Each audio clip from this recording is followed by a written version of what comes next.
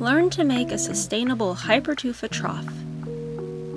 These containers are typically molded using a mixture of Portland cement, perlite, and peat moss. But in this video, we'll be working with coconut coir as a more sustainable replacement to the peat moss. To start, you'll need to break up the compressed coconut coir bricks by rehydrating them with water. It may take more water than you think. You'll need to let the coconut dry before mixing the Hypertufa. In this video, we'll be molding our Hypertufa using a sand mold method, because I found that it gives Hypertufa a more polished, finished look over the cardboard box or plastic bowl methods.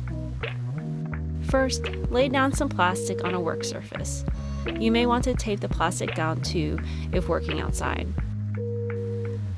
I'm just using a trash bag, and that worked fine, but a thick industrial plastic is recommended and would be a benefit when unmolding, as the trash bags tend to stretch. Next, pour out your sand on the plastic sheet and wet it so that it sticks together but is not soupy. This is where the fun starts. I wanted an oblong shallow container and so began working on shaping an egg. Remember, we will be molding the container essentially upside down, so the top of your sand pile is the bottom of your container. The most important thing to pay attention to here is that your mold is about the same depth, assuming that's the look you're going for, and that the bottom is flat. I used a tool to make a crude measurement as to depth, and then used a scraper to slice off the top of the mound and ensure a flat bottom.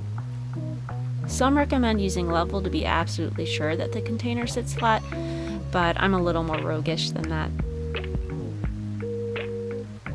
Once your mold is prepared, take equal mixtures of the Portland cement, perlite, and the coconut coir, and add water a little at a time until the consistency of the mixture is close to that of a cookie dough. Though the 1-to-1 ratio is what is recommended and seems to work well when using peat moss to make Hypertufa, I found that coconut coir holds water somewhat less, and so I recommend more of a 1.5-ish ratio of coconut coir and cement to 1 ratio of water and perlite. It should stick together and hold, but be soft to the touch. Next, you'll mold the Hypertufa around the sand. You'll want to build the Hypertufa up over the container so that you are adding the mixture to the sides first and the bottom last. Try to add an even amount over the entire surface of the bowl and pat it smooth. You can measure with a thin stick to ensure that the container is about 2 to 3 inches thick. This is important, so don't skip. Cover the containers in plastic for the first stage of curing and leave where it is for 24 to 36 hours. Test the first stage of curing using your fingernail or screwdriver. When no impression is left on the surface, the planter is ready for the second stage of curing. Remove the plastic when the first curing stage is done, and then gently lift the plastic sheet under the container and mold to release the edge of the Hypertufa from the work surface. Brush the sides of the planter with a wire brush, and then let it sit in a shady spot for another 3 weeks of curing. After 3 weeks, you can put the finishing touches on your planters.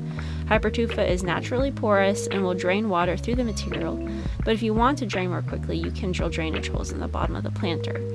Then it is advisable to rinse the planter a few times with water to remove any buildup of lime contained in the Portland cement. Or, if you're like me and you were recently hit with 2 tropical storms, you can likely be confident that the rain took care of it for you. And that's it.